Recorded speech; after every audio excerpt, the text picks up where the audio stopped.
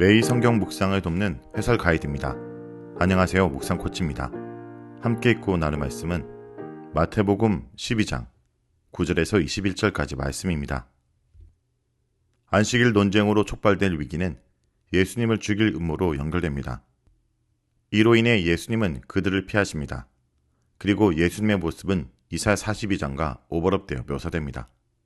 진정한 여호와의 종의 능력을 행하시는 모습 속에서 그 진가가 드러나는 것이 아니라 연약한 자들을 돌보고 낮아지는 모습을 통해서 나타납니다.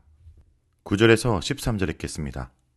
거기에서 떠나 그들의 회당에 들어가시니 한쪽 손 마른 사람이 있는지라 사람들이 예수를 고발하라 하여 물어 이르되 안식일에 병 고치는 것이 옳으니까 예수께서 이르시되 너희 중에 어떤 사람이 양 한 마리가 있어 안식일에 구덩이에 빠졌으면 끌어내지 않겠느냐. 사람이 양보다 얼마나 더 귀하냐. 그러므로 안식일에 선을 행하는 것이 옳으니라 하시고 이에 그 사람에게 이르시되 손을 내밀라 하시니 그가 내밀매 다른 손과 같이 회복되어 성하더라. 예수님은 바리새인들을 떠나 그들의 회당으로 가십니다.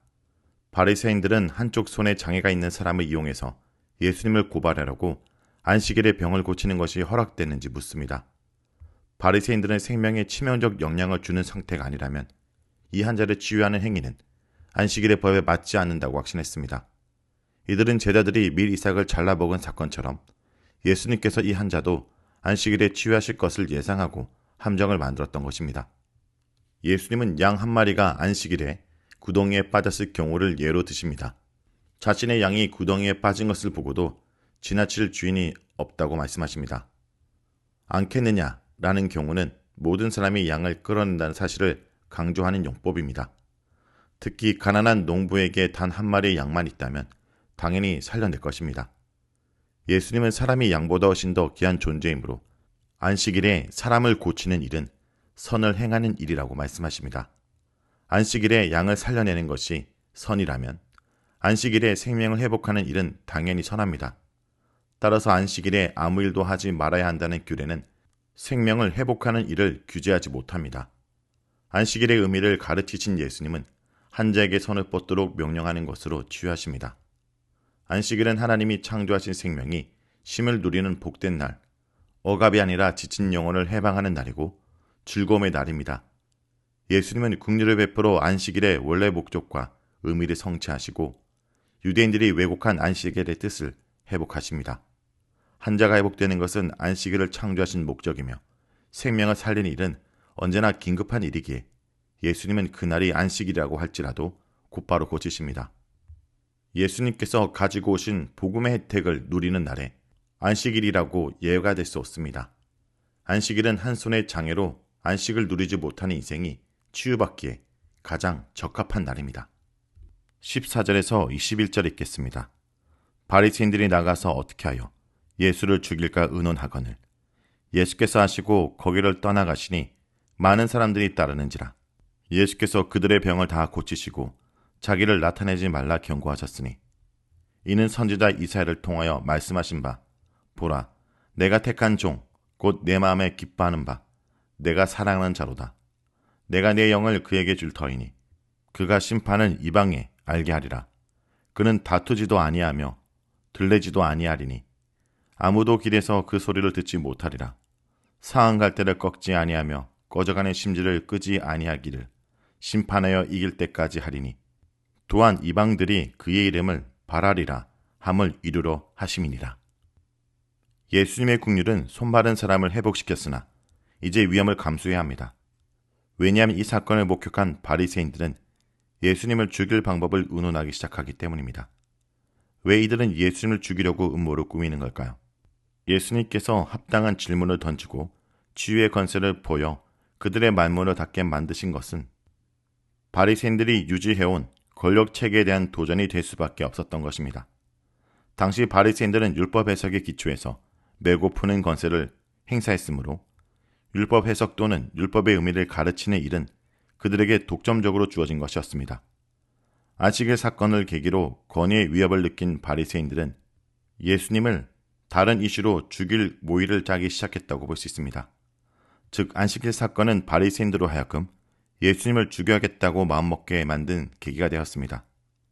예수님은 바리새인들의 음모를 아시고 물러나십니다. 물러나신 것은 피했다는 뜻이 아닙니다. 예수님은 바리새인들이 공격하는 현장을 떠나 다른 곳에서 사람을 치유하십니다. 15절의 사건이 일어난 장소는 해당이 아닌 곳이지만 요일이 바뀐 암시는 없습니다. 예수님은 죽음의 위협에도 불구하고 안식일에 더 많은 사람들을 치유함으로써 하나님의 뜻인 긍휼을 실천하십니다. 예수님은 병을 치유하고 나서 자신을 드러내지 말 것을 경고하십니다. 예수님은 자신의 행위를 선전하기 위해 치유하지 않으십니다. 19절과 연결해 보면 예수님께서 침묵을 요구하신 것은 주의 종의 겸손을 의미하고 승리주의와 반대되는 예수님의 성품을 암시합니다. 마태복음은 안식일에 일어난 두 사건과 많은 병자들을 고친 사건을 선지자 이사야를 통해 말씀하신 것이 성취되기 위함이라고 선언하십니다. 마태복음은 예수님의 치유 행위를 기초로 그를 여호와의 종으로 묘사하며 예수님의 사역으로 이사야 42장 1절에서 4절에 기록된 여호와의 종에 대한 예언이 성취되었음을 강조합니다. 마태복음은 구약의 긴 구절을 인용한 목적은 단지 예수님께서 물러나신 이유나 침묵하라고 요구하신 이유를 설명하기 위함이 아니라 안식일 치유 사건을 계기로 그리스도의 전체의 모습을 묘사하기 위해서입니다. 19절에서 20절은 예수님께서 종으로 보이신 낮아짐과 겸손을 묘사합니다. 싸우지 않고 외치지 않는 모습은 평화의 활동을 의미합니다. 바리새인들은 예수님을 죽이려고 하지만 예수님은 그들과 싸우지 않으십니다. 이는 예수님께서 전혀 논쟁도 하지 않고 싸움도 벌이지 않았다는 뜻이 아닙니다. 예수님은 바리새인들과 안식일 규례와 관련해서 논쟁을 벌였으나 그것은 다른 생명을 회복하고 변화하기 위함이었습니다. 거리에서 음성을 듣지 못하는 것은 16절의 명령처럼 자신을 숨기는 속성, 즉 겸손을 뜻합니다. 예수님은 낮아짐과 겸손으로 정의를 선포하십니다. 그리고 정의로 승리할 때까지 상한 갈대를 꺾지 않고 역인하는 심지를 끄지 않으실 것입니다. 마태복음에서 이들은 세리들과 죄인들처럼 주변부의 사람들, 한쪽 손 마른 사람과 같이 바리새인들의 도구로 사용되는 사람들입니다. 예수님은 수고하고 무거운 짐진 자들을 초대하고 회복하시는 메시아이십니다. 20절을 그는 정의로 승리할 때까지 부러진 갈대를 부러뜨리지 않으며 연기나는 심지를 끄지 않을 것이라고 번역할 수 있습니다. 즉 예수님은 회복, 곧 정의의 시련이 승리할 때까지 회복의 일을 하십니다. 종의 정의, 곧 평화와 긍휼과 겸손을 통한 활동은 결국 승리합니다. 하나님의 승리는 민족주의적인 열망이나 제국주의적인 폭력으로 이루어지는 것이 아닙니다. 예수님은 종의 사역을 수행함으로써 정의의 승리를 실현한 메시아입니다. 예수님의 회복 사역은 모든 민족이 갈망하는 것입니다.